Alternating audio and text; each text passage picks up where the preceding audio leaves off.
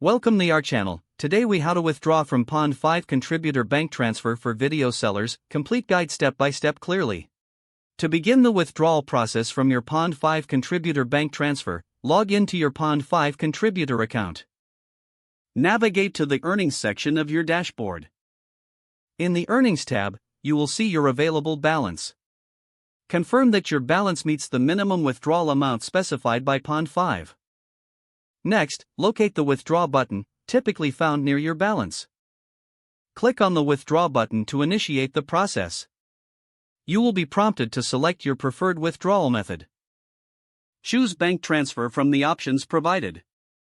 Enter your banking details, ensuring all information is accurate. Double-check the accuracy of your account number and routing number. After entering your banking information, review the terms and conditions.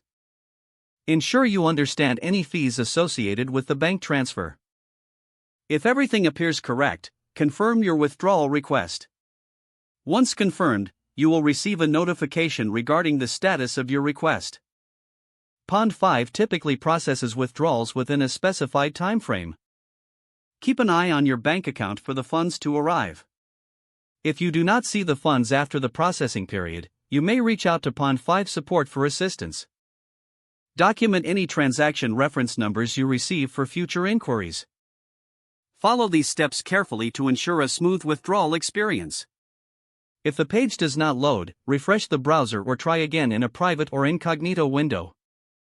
Make sure you are using the correct email address, then retype it carefully to avoid small typos. If your password is not accepted, use the reset option and create a new strong password you can remember.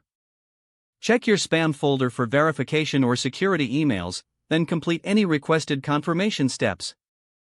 Enable two-factor authentication if available to improve account security and reduce unauthorized access risk. After signing in, review your profile details so your contact information and settings are accurate and current. If you see an error message, note it down and try again after restarting your device and internet connection.